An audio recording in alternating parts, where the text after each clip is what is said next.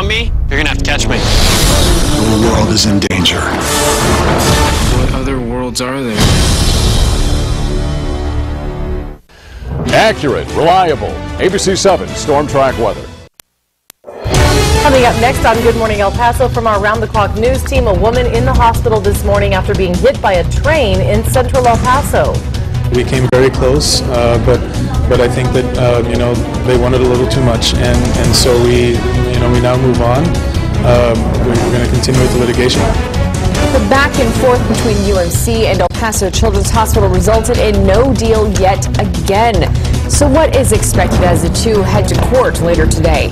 And the trial continues today in the case of a former Border Patrol agent who police say tried to kill his estranged wife's boyfriend.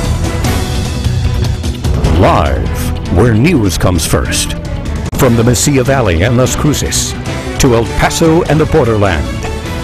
This is ABC 7's Good Morning El Paso.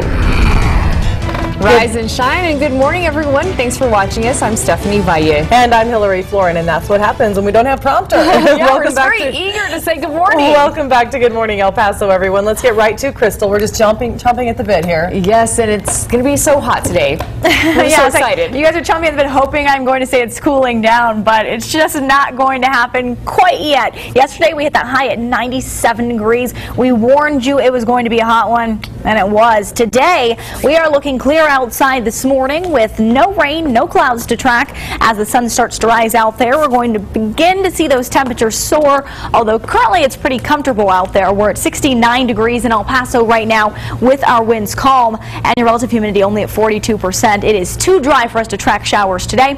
Instead, just a few spotty clouds, mostly sunshine, and back to the 90s. We're going to talk how high we go today. We're also going to check in on the changes that hit this coming weekend in just a few minutes. Thanks so much, Crystal. And now to our round-the-clock news coverage from central El Paso, where a woman is in the hospital this morning after being hit by a train. It happened around 9 o'clock last night, right near Paisano and Spur 1966. This is video our crew shot of the scene as police were inspecting the tracks adjacent to Paisano. She was taken to a local hospital with non-life-threatening injuries. The investigation continues right now. No deal for the Children's Hospital. The county says enough is enough, and it's time to move on. UMC set a deadline of 12 noon yesterday for Children's to accept or reject the offer.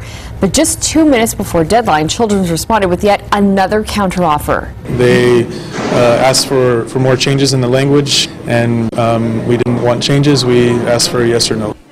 Commissioners and UMC saying the county hospital has gone as far as it can go without hurting the taxpayer. The county says it doesn't want Children's to become a wing of UMC, but Children's survival is now dependent on a UMC partnership, a claim UMC's lawyers are preparing to make in court. And the court case will be continuing today with UMC and El Paso's Children's leadership headed to Austin. And Good Morning El Paso's Andrew Polk is live with what's next. Andrew. Good morning, Hillary and Stephanie. Everyone involved in the deal, or the negotiations for it rather, said that they were hoping to be able to get to a deal to end the bankruptcy proceedings and end the tense standoff between University Medical Center and El Paso Children's Hospital. But with no deal in hand, it will now be going back to court in Austin later today.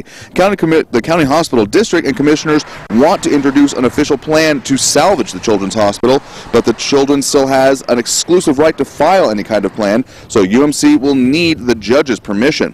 El Paso Children's Hospital is planning to oppose that request. We read through the arguments Children will make today in filings with the court. The bankrupt hospital says UMC offered to pay 100% of the creditor's claims against Children's before, but now it says UMC is backtracking that offer. Children says it was going to take them up on it and add, quote, common sense revisions eventually to the UMC plan, but we've actually just gotten a new statement just right now this morning out of El Paso Children's Hospital with EPCH Board Chair Rosemary Castillo saying, quote, we were only given a couple of hours Monday morning to respond to UMC's counteroffer.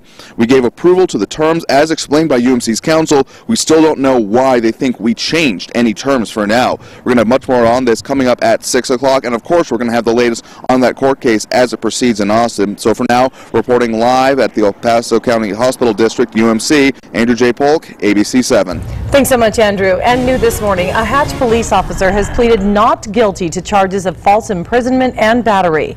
The officer is Mariano Fry, a 5-year veteran of the department. A grand jury indicted him earlier this month on those charges. They stem from a June 2010 incident involving 2 men who became verbally abusive toward each other, toward Hatch officers.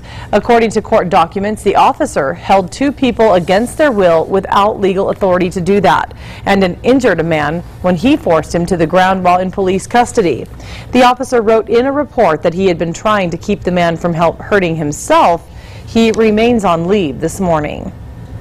And a policewoman in Las Cruces is recovering this morning after she was beaten while on the job. Police say Sunday morning, 46-year-old Timothy Ray Allison charged at the officer and repeatedly punched her. Court documents we got state Allison even bit the woman. The court documents state the officer was trying to cite Allison for panhandling and trespassing at an auto shop. It happened on Solano and Amador. That's when the officer says Allison attacked her and even went for her gun. A Las Cruces spokesman says the officer has minor cuts and bruises, thanks in part to a stranger pulling the man off of her. Also in New Mexico, Secretary of State Diana Duran is being impeached. She is charged with fraud, embezzlement, and money laundering.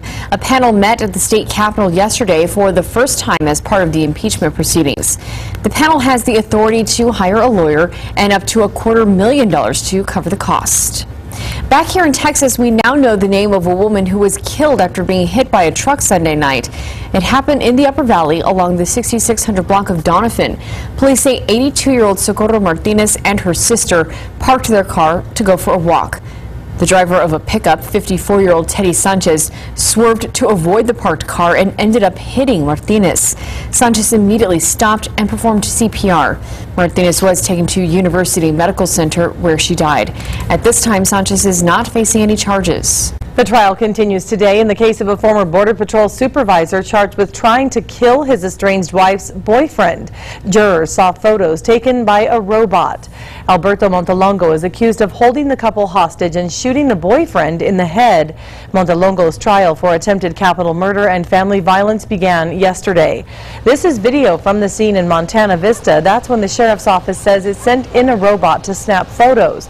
In court on Monday, investigators told the jury the pictures show Montelongo armed with a handgun holding his wife and Capata hostage. They also testified other pictures showed his car parked near the home. Prosecutors say Montelongo later shot Jesus Rodriguez in the head. Rodriguez survived. We are back in the courtroom later on today. And ABC7 got the court records that show a Fort Bliss soldier is sentenced to 40 years in prison for the death of his 2-year-old daughter.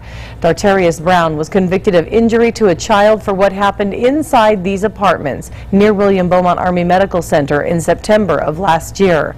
Graham's cousin told investigators Graham beat the girl with a belt because she soiled her diaper. The cousin said Graham went back to playing video games and left the girl in her room unresponsive. ABC7 also working to confirm the latest criminal charges against this former El Paso police officer were dropped. Court records show Zake Rivera completed a pretrial diversion and surrendered his license to be a police officer in Texas. Rivera was accused of taking part in a scheme to misuse money meant for police overtime. In 2011, he was cleared of sexual assault charges as well.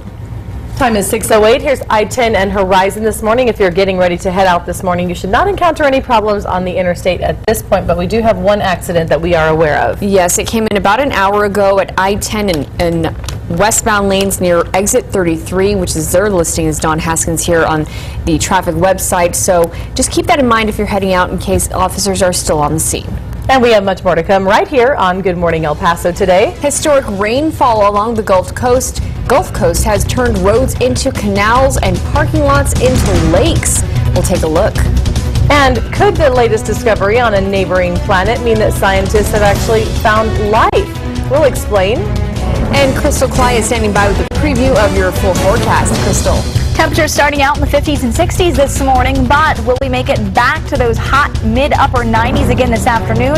It's looking like it. When's the change that? We'll talk about that coming up after your break. Thanks, Crystal. This is ABC7, where news comes first.